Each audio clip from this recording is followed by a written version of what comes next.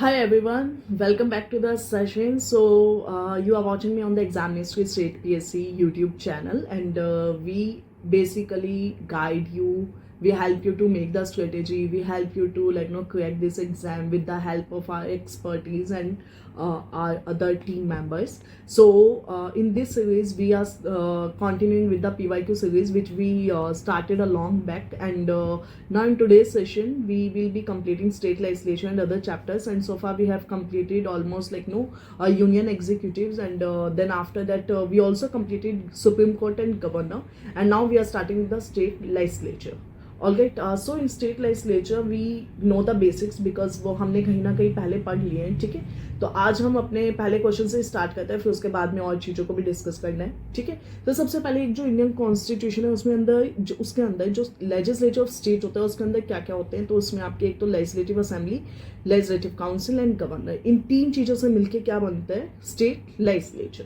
ठीक है, आप देख लेते हैं council and governor, assembly and council, assembly governor, governor, legislative assembly and legislative council where it exist. ठीक है, तो फोर्थ ऑप्शन क्या है, बिल्कुल सही हो जाएगा. ठीक है, and legislative assembly and governor legislative assembly and council, तो ये दोनों ही क्या है लेजिस्लेचर ऑफ स्टेट. देखिए जहाँ पे बाइकैमरलिज्म होगा वहाँ पे क्या आपका काउंसिल एंड असेंबली दोनों होगा, नहीं तो आपका क्या होगा बाकी हाउस होंगे. ठीक है, तो ऐसे करके आपका आंसर क्या हो जाएगा ऑप्शन नंबर सी. ये थोड़ा 168 पता होना चाहिए और एक 169 भी पता होना चाहिए. ठीक है, 169 इज इंपॉर्टेंट.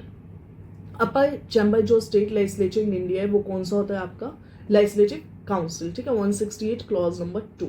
किसी भी स्टेट में लेजिस्लेटिव काउंसिल को एबॉलिश भी किया जा सकता है और बनाया भी जा सकता है, बट वो कैसे होता है असेंबली जब रेजोल्यूशन पास करती है, बट फाइनल पावर किसके पास होती है पार्लियामेंट के पास में. ठीक है, विधान परिषद का मतलब होता है लेजिस्लेटिव काउंसिल.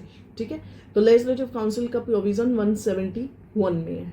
ओके, कौन सा आर्टिकल से legislative assembly is allowed to resolve for the creation of council. Council का क्रिएशन 169 से. ठीक है, ये इंपॉर्टेंट है 169.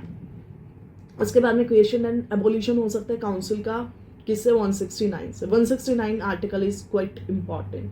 ठीक है, कौन सा लेजिस्लेटिव हाउस जो है वो एबोलिश किया जा सकता है. देखिए राज्यसभा जो क्या होता है वो एक परमानेंट हाउस होता है. ठीक है, फिर उसके बाद में आपके क्या आता है लोकसभा आता है, और फिर उसके बाद में विधान परिषद होता है लेजिस्लेटिव काउंसिल. तो इसको हम एबोलिश कर सकते हैं, मतलब कई जगह ये नहीं भी होती है, तो उससे आप समझ सकते हैं. ठीक है, फिर उसके बाद में legislative council of a state in India can be large in size than half of the state legislative assembly of that particular state.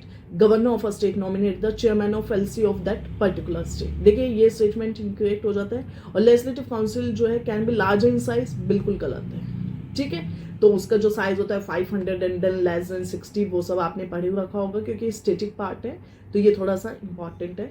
उसके बाद में ये हम जैसे जो कॉलम होता है, ठीक है, मतलब are nominated in the legislative council. अच्छा ओके, उत्तर प्रदेश का इन्होंने पूछा लेजिस्लेटिव काउंसिल का, तो वहाँ पे क्या 10 है. फिर उसके बाद में ये भी क्वेश्चन थोड़ा सा इंपॉर्टेंट है. कंपोजिशन जो लेजिस्लेटिव काउंसिल का होता है, तो लेजिस्लेटिव काउंसिल में there may not be more than 1/3 of the member of total membership, बिल्कुल सही है. उसके बाद में legislative council must have at least 40 members. ठीक है, ये स्टेटमेंट क्या इनकरेक्ट हो जाएगा. तो 171 के तहत क्या टोटल मेंबर जो होते हैं लेजिस्लेटिव काउंसिल में वो 1/3 होते हैं किसके असेंबली के. ठीक है, and then provided that the total number of member shall not be in shall in no case be less than 40. Okay, और यहाँ पे क्या दिया हुआ है कि 40 मेंबर्स से हैव एटलीस्ट 40. ठीक है, तो ये गलत हो जाएगा, मैक्स 40. ठीक है, उसके बाद में जो नंबर ऑफ नॉमिनेटेड मेंबर्स हैं लेजिस्लेटिव काउंसिल में, ठीक है, तो ये अभी हमने डिस्कस कर लिए. लेजिस्लेटिव असेंबली का 1/3. ठीक है, कौन से चूज नहीं किए जा सकते, इंडस्ट्रियलिस्ट नहीं होते. ठीक है, बाकी जैसे ग्रेजुएट्स होते हैं, आपके टीचर्स होते हैं, उसमें मेंबर ऑफ लोकल बॉडीज भी होते हैं. ठीक है, can not be dissolve but can be एबोलिश्ड, वो हाउस कौन सा है लेजिस्लेटिव काउंसिल. ठीक है, डिजॉल्व का मतलब क्या है कि उसे डिजॉल्व किया, एबोलिश मतलब उसे खत्म कर दिया, हटा दिया. ठीक है, स्टेट लेजिस्लेटिव काउंसिल के बारे में है, it is a permanent house.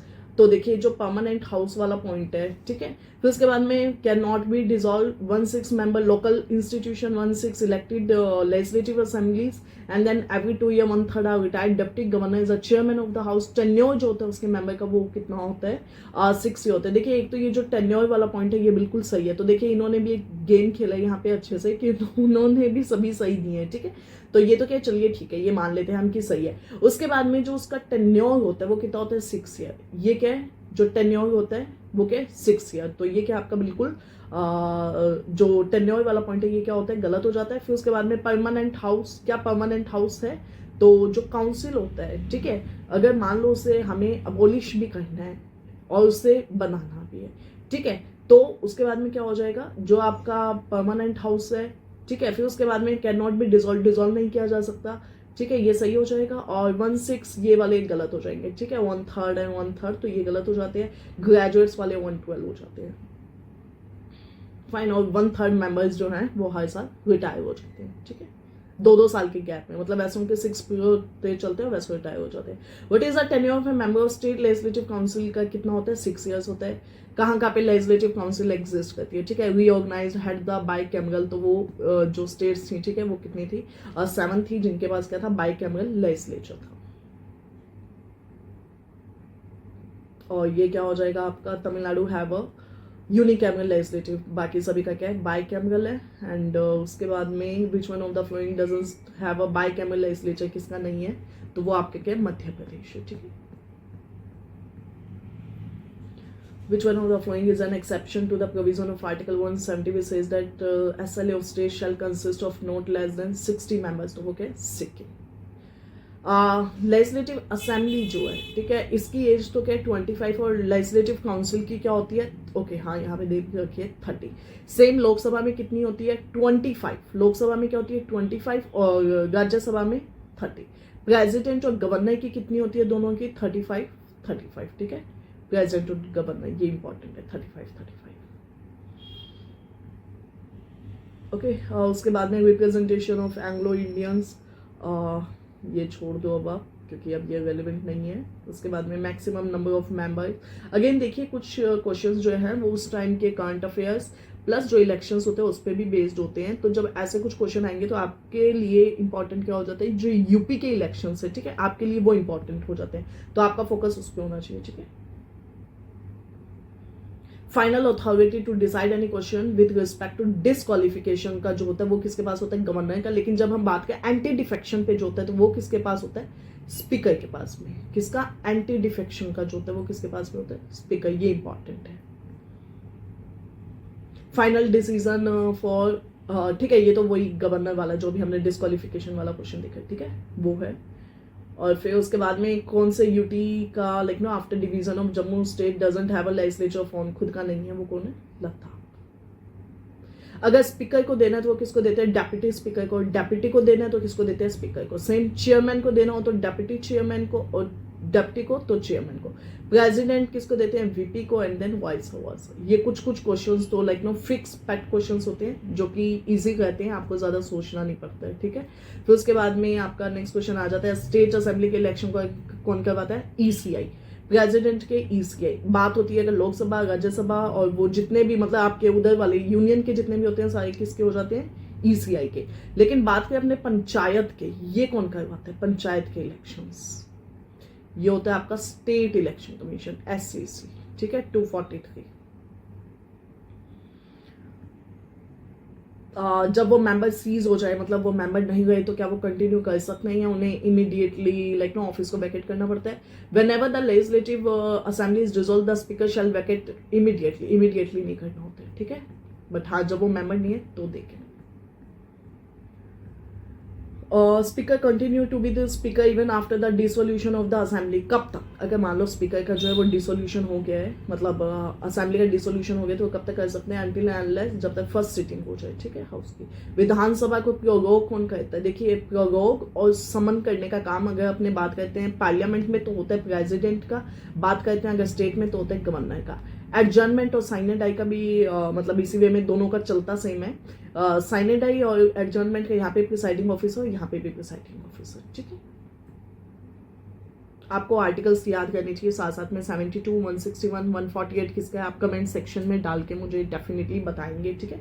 148 किसका हो जाता है कैग का, 161 आपका है क्लीमेंसी किसका, स्टेट का गवर्नर पावर्स, ठीक है।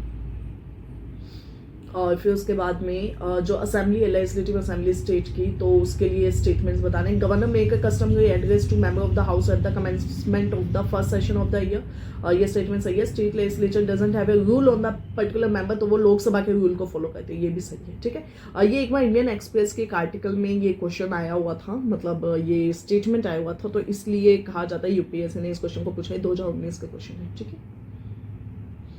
What is the quorum required in the state legislature to hold a meeting. एक मीटिंग को होल्ड करने के लिए जो quorum है वो क्या होना चाहिए, तो वो 10 मेंबर और 1/10 ऑफ द हाउस, ठीक है। 1/10 इज द quorum, ये आपको याद रखना है, ये इंपॉर्टेंट है।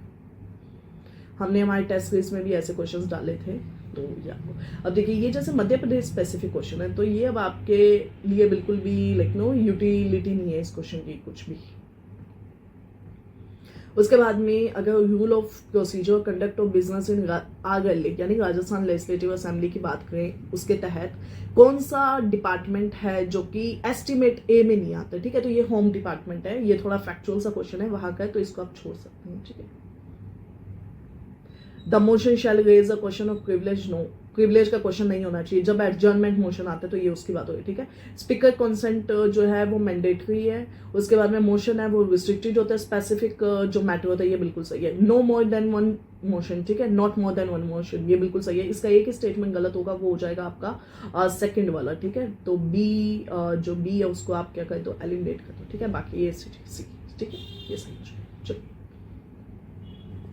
स्टेट लेजिस्लेटिव असेंबली जो है पार्टिसिपेट कर सकते हैं। देखिए वीपी के जो इलेक्शंस होते हैं ना, उसमें तो आते ही सिर्फ पार्लियामेंट के दोनों हाउसेस के इलेक्टेड एंड नॉमिनेटेड है, ठीक है।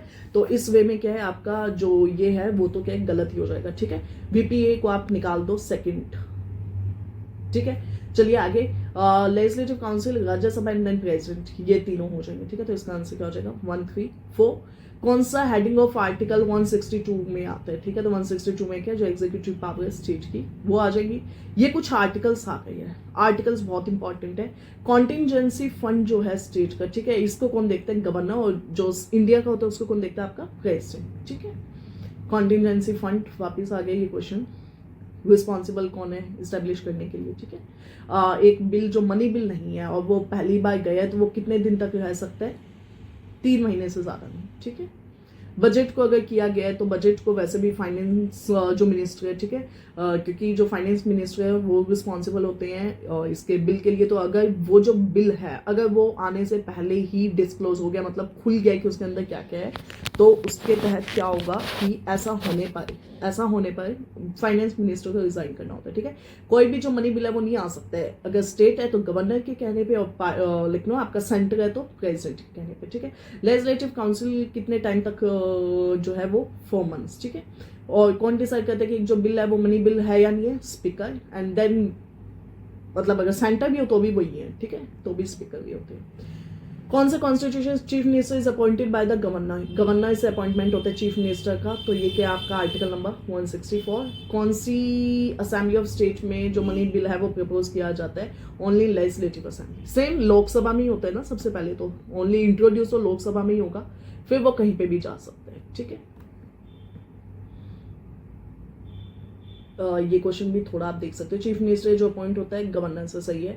जनरली प्रिसाइड, सही है। Governor has to exercise all his function, all नहीं, बिल्कुल नहीं, ये तो फिर वो बाइंडिंग वाली बात होगी, ठीक है, तो ये गलत हो जाएगा।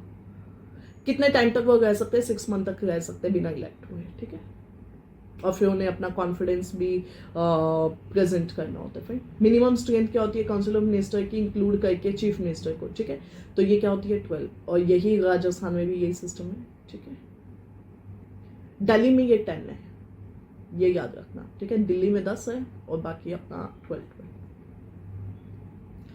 Chief minister elected selected governor, formally appointed by governor, chosen by member of majority party and then his continuance depends upon many factor. देखिए ये बात सही है, चूज होते हैं मेजोरिटी से भी, ये भी बात सही है। Formally appointed by the governor, ये बात भी सही है, बट सिलेक्ट नहीं किया जाता उन्हें, ठीक है, उनका सिलेक्शन नहीं होता। अभी अपन ने 164 आर्टिकल देखा था, तो इसका आंसर क्या हो जाएगा, ए। पे एंड अलाउंस जो होते हैं वो डिटरमाइन किससे होते हैं, स्टेट लेजिस्लेटिव असेंबली से। ड्यूटीज किस में दी हुई है, 167 में। ये थोड़े फैक्चुअल क्वेश्चन है, मतलब इनमें समझाने जैसा कुछ नहीं है, ये तो आपको थोड़ा लाइक नो जो आर्टिकल्स हैं इनको याद ही करना पड़ेगा। Fine, okay. उसके बाद में कुछ और क्वेश्चंस, ये काफ़ी डिटेल्ड क्वेश्चन आ गए हैं आपके वहाँ पे। ज़्यादा डिटेल्ड क्वेश्चंस तो नहीं आते हैं, लेकिन फिर भी हम थोड़ा सा देख लेते हैं, ठीक है। देखिए क्वेश्चन में क्या कहा गया है कि कॉन्स्टिट्यूशनल ड्यूटीज दी गई है चीफ मिनिस्टर की कुछ, ठीक है।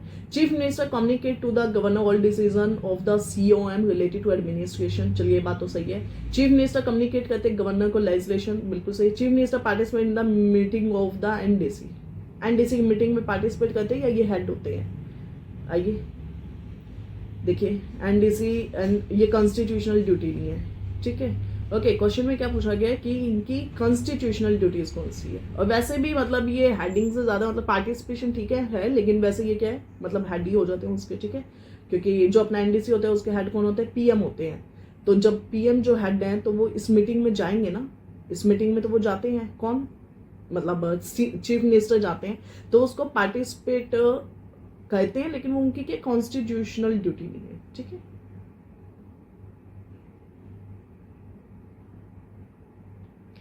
Council of minister in a state is collectively responsible to, किसको रिस्पॉन्सिबल होते हैं, लेजिस्लेटिव असेंबली। वैसे ही जैसे वहां पे आपके लोकसभा को होते हैं, ठीक है। ओके, अब ये थोड़ा सा स्पेसिफिक क्वेश्चन है, तो इनको हम एक ये वाला देख लेते हैं। फर्स्ट वीमेन चीफ मिनिस्टर जो इंडियन स्टेट की थी वो कौन थी, सुचिता कृपलानी, ठीक है। चीफ सेक्रेटरी जो होते हैं वो अपॉइंट होते हैं गवर्नर से। चीफ सेक्रेटरी जो स्टेट में होते हैं उनका चीफ ये नहीं होता है, फिक्स टेन्योर नहीं होता है, ठीक है। और ये वैसे भी क्या है, चूज CM कहते हैं ना, अपॉइंटमेंट होता है गवर्नर से, ठीक है। UCC जो कॉमन सिविल कोड जिसे हम बोलते हैं, ठीक है, गोवा और अब उत्तराखंड है। फाइन, तो इसके साथ में ये भी हो चुका है। ये बहुत ही स्पेसिफिक से क्वेश्चन है उस टाइम के करंट अफेयर्स से, तो ये हम छोड़ देते हैं। अब हम चलते हैं हाई कोर्ट पे, ठीक है। तो हाई कोर्ट से पहले कुछ चीजें देख लेते हैं जो हमने सुप्रीम कोर्ट वाला चैप्टर किया था, ठीक है। सुप्रीम कोर्ट वाला जो चैप्टर किया था उसी के पैरेलली हाई कोर्ट है, मतलब वो सेंटर पे, ये स्टेट में डिफरेंस इतना है। बाकी बहुत सी चीजें जो सुप्रीम कोर्ट में वही क्या होती है, आपकी हाई कोर्ट में होती है। तो मैं यहाँ पे ये कहना चाहती हूँ कि अब आपको क्या थोड़ी दिक्कत नहीं होगी, मतलब अब आपने वो सिंसियरिटी से पढ़ लिया है तो अब आपको थोड़ा क्या ईजी हो जाएगा, ठीक है। मतलब वही जुडिशियल रिव्यू कहते हैं, वही कंटेम्प्ट ऑफ कोर्ट है। वैसे ही जो हम बात करते हैं जब रिमूवल की, तो वो सेम है। अपॉइंटमेंट उसी वे में होता है, मतलब वही अपॉइंटमेंट का तरीका है। जैसे प्रेसिडेंट करते हैं सेंटर पे, आपका स्टेट पे भी क्या है, प्रेसिडेंट ही होता है, ठीक है। Authority to determine the number, अब वहां पे किसका था, पार्लियामेंट का था, ठीक है। वहां पे कौन कर रहे थे, पार्लियामेंट। लेकिन जब बात होती है हाई कोर्ट में तो वो किसकी होती है, ड्यूटी प्रेसिडेंट की, ठीक है। उसके बाद में सेकंड क्वेश्चन देखते हैं, not correct about high court. कौन सा स्टेटमेंट सही नहीं है हाई कोर्ट को लेकर। सेकंड अपील जो होती है हाई कोर्ट की वो होती है उसके अपीलेट जुरिसडिक्शन से। हर एक जज प्रेसिडेंट से आते हैं। गवर्नर जो होता है वो जज ऑफ, बिल्कुल गलत है, governor of the state appoint the जज ऑफ ए हाई कोर्ट। हमने क्या देखा था, जो हाई कोर्ट के जजेस होते हैं उन्हें कौन लाते हैं, प्रेसिडेंट। ये मैंने अभी आपको स्टेटमेंट बताई भी थी पहले, ठीक है। तो इसका थर्ड का जस्टिफिकेशन ये हो जाएगा, बाकी स्टेटमेंट्स के सारे सही हो जाएंगे। आंसर इसका क्या हो जाएगा, C। आर्टिकल्स 217 इंपॉर्टेंट है, ठीक है। ट्रांसफर जज का करना है तो वो किससे होता है, 2 ये पता है आप कैसे कह सकते हैं, जैसे दौड़ा दौड़ा के, मतलब उन्हें दौड़ाएंगे ना, ट्रांसफर करते हैं तो दौड़ा दौड़ा के, 2 ठीक है, तो 2 इससे आप थोड़ा याद रख सकते हैं, ठीक है। पेंशन जो होती है वो किससे आती है, चीफ CFI से, ठीक है। एक्टिंग जजेस जो होते हैं वो कहाँ पे होते हैं, हाई कोर्ट में होते हैं आपके। और फिर उसके बाद में एज हाई कोर्ट के जज की तो क्या होती है, 62। अगर सुप्रीम कोर्ट की पूछते तो क्या हो जाती, 65, ठीक है। Maximum age limit high court के जज की रिपीटेड हो गया है, ठीक है। फिर उसके बाद में सैलरी अलाउंस जो होते हैं जज ऑफ हाई कोर्ट के वो किस पे आते हैं, स्टेट पे, ठीक है। और पेंशन जो होती है हाई कोर्ट की वो किस पे आती है, CFI पे, ठीक है। ये आपको पता ही होगा। उसके बाद में पंजाब हरियाणा और NCT का दिल्ली कोर्ट है खुद का हाई कोर्ट, ठीक है। चलिए, high court has its on jurisdiction more than 1, तो वो कहाँ पे है, बॉम्बे का है, ठीक है। उसके बाद में 25 हाई कोर्ट है, ठीक है। 18 नहीं है तो पहला गलत हो जाता है। 3 ऑफ देम जो है उनका जुरिसडिक्शन के ज्यादा पे है। और फिर उसके बाद में नो यूनियन टेरिटरी, अभी देखा दिल्ली का है तो ये भी गया। जज की हाई कोर्ट की एज क्या होती है, 62 होती है, ये स्टेटमेंट सही है। और 3 ऑफ देम नहीं, 7 होते हैं, ठीक है। कितों का है, ठीक है। तो ये क्या हो जाएगा आपका, जो UT को छोड़ के 3 हाई कोर्ट का, ठीक है। उसके बाद में डजंट हैव इट्स ओन खुद का हाई कोर्ट, नहीं है। तो ये वाले क्वेश्चन जो हैं, ठीक है, ये थोड़े से आपको प्रिपेयर करने होंगे। Number of high court of judicature in India is, और फिर उसके बाद में यहाँ पे इनको आप स्किप कर सकते हैं, ठीक है, किसकी ज़्यादा है किसकी कम है, ये थोड़े फैक्चुअल से क्वेश्चंस हैं। जो कशियोगी वाली रिट होती है, ठीक है, वो किस लिए की जाती है कि जो जैसे जो इन्फीरियर कोर्ट्स होते हैं, मतलब जो लोअर कोर्ट्स होते हैं, उनके लिए की जाती है, ठीक है, तो ये इंपॉर्टेंट हो जाता है। और फिर उसके बाद में ये वाला जो है, to public authority producer detained by it before, ये कौन सा हबीज कॉर्पस है, ठीक है, ओके, तो ये हबीज कॉर्पस हो जाएगा। Examine the functioning of subordinate court को हमें चेक करना है, तो वो क्या हो जाएगा, कशियोगी, ठीक है।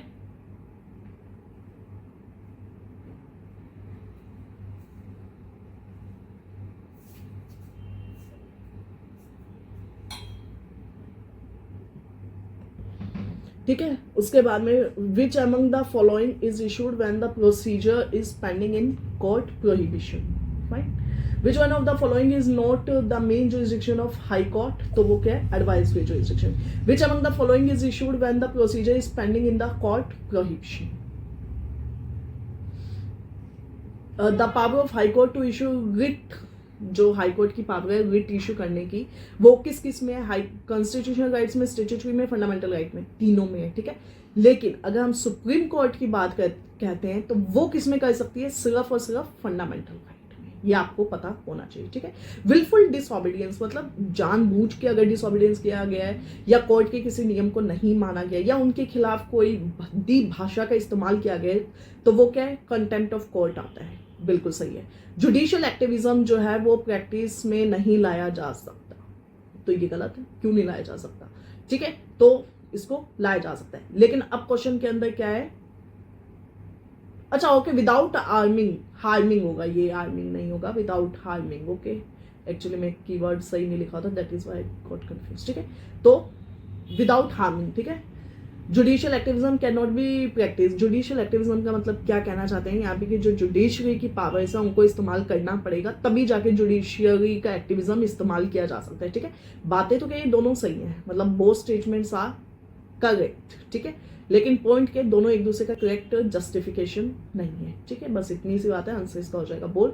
High court are in better position to protect right of Indian citizen than the supreme court, supreme court can issue right to protect only fundamental. देखिए ये बात तो बिल्कुल सही है कि वो जो इशू करते हैं, ठीक है, रिट को, वो क्या है, वो सिर्फ किसके लिए हो सकती है, फंडामेंटल राइट के लिए, ये हमने देख लिया। हाई कोर्ट जो होते हैं वो बेटर पोजीशन में, अब ये बेटर पोजीशन में क्यों है, क्योंकि ये लीगल राइट्स के लिए, स्टैट्यूटरी हमने जो देखे थे, कॉन्स्टिट्यूशनल राइट और आपके फंडामेंटल राइट, उनके लिए भी है, ठीक है, तो ओनली फंडामेंटल राइट नहीं है, तो इनका थोड़ा सा रिट जुरिसडिक्शन का जो लाइक नो एक what we call it, like जो रिट जुरिसडिक्शन का एरिया वो काफी हाई है, काफी ज्यादा है, ठीक है। तो ये स्टेटमेंट पहला क्या है, सही है, दूसरा स्टेटमेंट सही है, और दोनों क्या है, जस्टिफिकेशन भी सही है, ठीक है। मैंडामस विल नॉट लाई, ये थोड़ा मैंडामस का एक डिटेल्ड क्वेश्चन है, ठीक है, तो इसको आप चाहे तो खुद सॉल्व कर सकते हैं, ठीक है, इसको आप सॉल्व करना, अगर समझ नहीं आता है तो I will explain in next session, okay.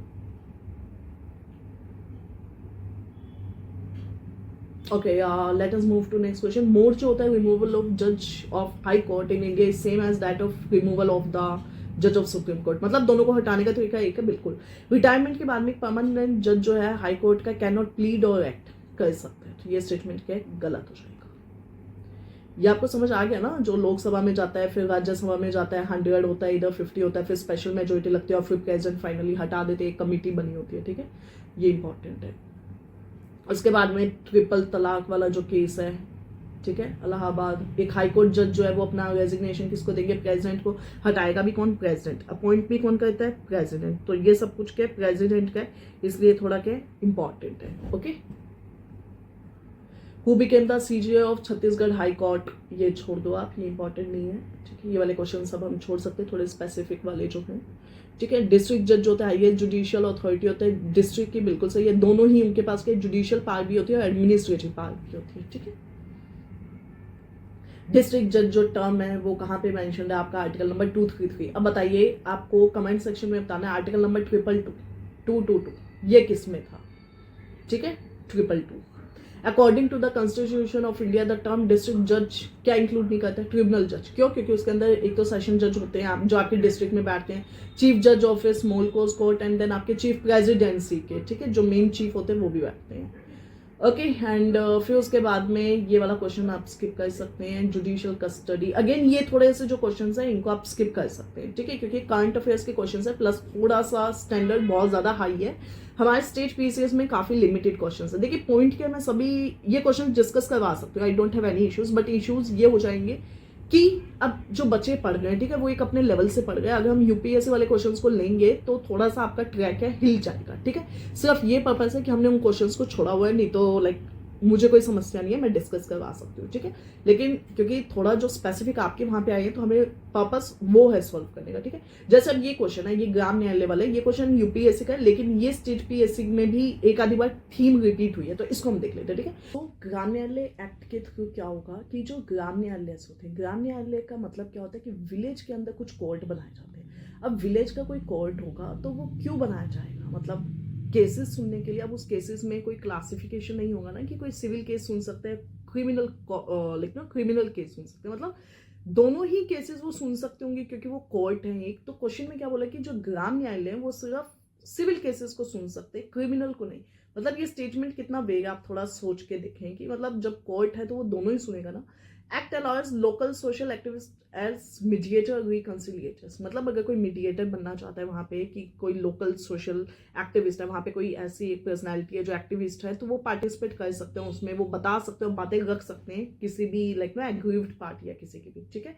तो पहला स्टेटमेंट क्या गलत हो जाएगा, दूसरा स्टेटमेंट सही है, तो इसका आंसर क्या हो जाएगा, बोल टू ओन। फाइन, चलिए। मोबाइल कोर्ट्स का मतलब क्या होता है, जो कोर्ट्स मतलब मूव करते हैं, ठीक है। तो मोबाइल कोर्ट जो होते हैं वो किसकी देन थी, एपीजे अब्दुल कलाम, ताकि रिमोट एरिया जो है वहां पे वो अपनी बात पर रख सकें, वहां तक न्याय पहुंचा सकें, ठीक है।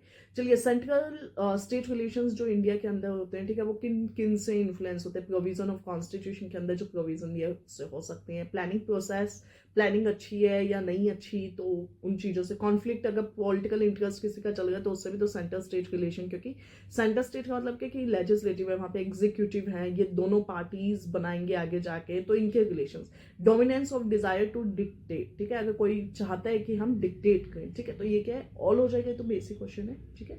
सेंटर स्टेट रिलेशन जो होता है किस किस पे डिपेंडेंट है, तो ये क्या है, अगेन ऑल हो जाएगा, ठीक है। कॉन्स्टिट्यूशन प्रोविजन पे, कन्वेंशन, प्रैक्टिसेस। फेडरल पॉलिसी का मतलब क्या होता है, जहां पे गवर्नमेंट है आपस में, ठीक है, मतलब सेंटर की है, स्टेट की है।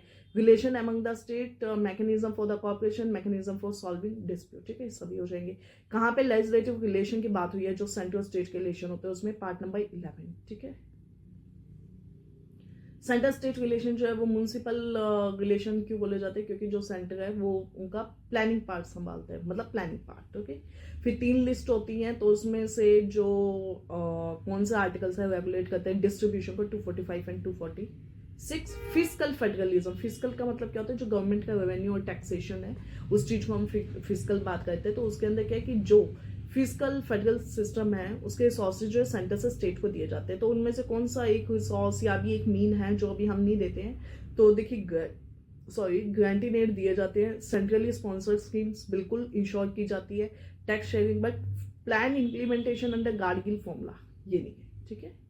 और ये किस में आता है, 7 शेड्यूल में आती है, लिस्ट का डिस्ट्रीब्यूशन जो बताया जाता है, ठीक है। अगेन वो क्या हो जाएगा, कॉन्करेंट हो जाएगा। 249 बहुत ही फेमस आर्टिकल, ठीक है, जिसके अंदर पार्लियामेंट जो है उसकी लेजिस्लेटिव पावर्स की बात की जाती है, अगर स्टेट के अंदर अपने स्टेट लिस्ट की बात करते हैं, ठीक है। उसके बाद में 249 के अंदर जो भी हमने देखा था वो कितने तक नहीं जाना चाहिए, 1 ईयर से ज़्यादा एक्सीड नहीं करना चाहिए। और ये राज्यसभा ये वही आ गया, 1 ईयर से एक्सीड नहीं, ये 249 आर्टिकल, ठीक है, जिसमें जो पार्लियामेंट होती है वो स्टेट लिस्ट के टॉपिक्स पे भी लाइक नो कोई एक्शन ले सकती है अगर वो नेशन सिक्योरिटी या नेशन के इंटरेस्ट को प्रमोट करता है, ठीक है। रेजिडुअरी पावर्स जो होती है वो किसकी होती है, पार्लियामेंट की। रेजिडुअरी पावर किसकी है, पार्लियामेंट की, ठीक है। और ये इंटर स्टेट रिलेशन की बात करता है, कौन सा आर्टिकल, 263, ये इंटरस्टेट काउंसिल कहना चाहते हैं बेसिकली, ठीक है। तो इंटरस्टेट काउंसिल जो होता है उसके हेड कौन होते हैं, इंटरस्टेट काउंसिल के प्राइम मिनिस्टर। कौन होते हैं, इंटरस्टेट काउंसिल के हेड प्राइम मिनिस्टर। जोनल के कौन होते हैं, होम मिनिस्टर। कौन होते हैं, होम मिनिस्टर। और जो इंटरस्टेट काउंसिल है वो कितने लाइक नो 5 साल में बनाई भी जाती है, ठीक है, इंटर स्टेट काउंसिल इस्टेब्लिश कौन करते हैं? प्रेसिडेंट। हेड कौन होते हैं? Prime minister. कितने साल? 5 साल। ठीक है। एनडीसी के जो हेड होते हैं वो भी कौन होते हैं? आपके प्राइम मिनिस्टर। रीजनल काउंसिल जो होते हैं वो कौन इस्टेब्लिश करते हैं? मतलब किसके थ्रू होती है? पार्लियामेंट की लॉज। ठीक है। इंटर स्टेट काउंसिल का पता कैसे चलता है? कॉन्स्टिट्यूशन से आर्टिकल नंबर 263 कौन कर सकते हैं? प्रेसिडेंट। और जोनल काउंसिल अभी हमने देखा है होम मिनिस्टर। ठीक है। अब ये क्वेश्चन हमने डिस्कस कर लिया तो इनको हम थोड़ा सा स्किप कर सकते हैं। जोनल काउंसिल जो है, ठीक है, is not a feature of zonal. क्या कॉन्स्टिट्यूशनल है? बिल्कुल नहीं है। 5 zonal council, Chandigarh although not a state is including zonal council, ये एडवाइस है, मतलब डेलिब्रेटिव है, इनकी कोई बाइंडिंग नहीं है रिकमेंडेशन। ठीक है। तो इससे आपका पहला स्टेटमेंट गलत हो जाएगा। ठीक है। Which of the following is the extra constitutional and extra legal device for securing cooperation and coordination between the states in India? ठीक है। देखिए ये क्वेश्चन क्या कहना चाहते हैं कि जो स्टेट्स हैं उनके बीच में कॉपरेशन और कोऑर्डिनेशन को इंश्योर करने के लिए कौन कौन सा extra constitutional and extra legal device है। ठीक है। देखिए सबसे पहले तो एक्स्ट्रा कॉन्स्टिट्यूशनल का मतलब क्या है कि वो कॉन्स्टिट्यूशनल नहीं होना चाहिए। ठीक है। बट फिर वो स्टेट्यूटरी भी हो सकता है उसको एग्जीक्यूटिव के रेजोल्यूशन से बनाया हो। ठीक है। बट वो कॉन्स्टिट्यूशनल नहीं होना चाहिए। तो देखिए इंटर स्टेट काउंसिल के कॉन्स्टिट्यूशनल नहीं है, ये हमें पता है। सॉरी, कॉन्स्टिट्यूशनल है, मतलब ये बात हमें पता है। क्वेश्चन में बोला एक्स्ट्रा कॉन्स्टिट्यूशन, मतलब कॉन्स्टिट्यूशन नहीं होना चाहिए। तो इंटर स्टेट तो है कॉन्स्टिट्यूशनल, तो ये क्या एलिमिनेट हो जाएगा। उसके बाद में अब ये 3 बचे। अब देखिए इन 3 में से सबसे पहले अगर जोनल काउंसिल की बात करें तो जोनल काउंसिल कॉन्स्टिट्यूशनल तो नहीं है, लेकिन इसको स्टैट्यूटरी रेगुलेशन से बनाया गया। बट क्वेश्चन में एक्स्ट्रा कॉन्स्टिट्यूशन बोला है, तो यानी ये कुछ भी हो सकता है। तो यानी ये इसमें क्या है, नहीं आएगा, क्योंकि एक स्टैट्यूटरी बॉडी है। उसके बाद में governor conference and then NDC, ये दोनों आपके क्या, एक तो एक्स्ट्रा लीगल डिवाइस है, मतलब नॉन लीगल इन नेचर है, प्लस एक्स्ट्रा कॉन्स्टिट्यूशनल का मतलब क्या कि ये कॉन्स्टिट्यूशनल नहीं है। तो इसका आंसर क्या हो जाएगा? 1 and 2। ठीक है। चलिए ऑप्शंस की तरफ।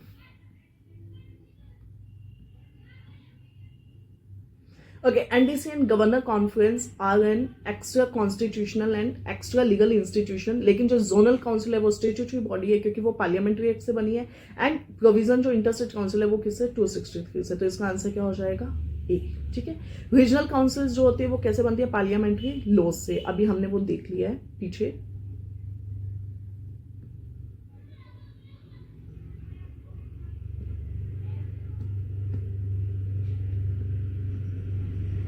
उसके बाद में not matched properly, inter state water dispute act 1956, river board act 1970, national water policy 1987। देखिए रिवर बोर्ड वाला जो है ना ये 1956 का है।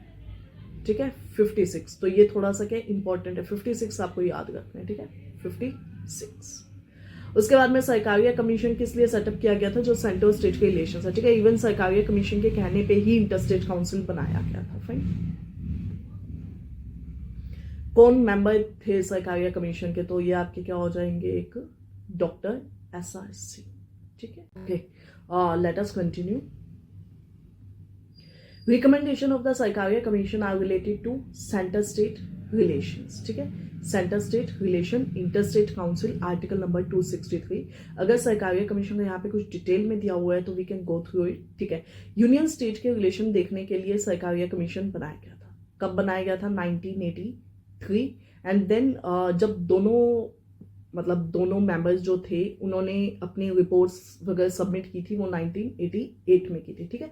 तो इसका करेक्ट आंसर क्या हो जाएगा? 1983। एंड देन रिपोर्ट्स इन्होंने कब दी थी? 1988।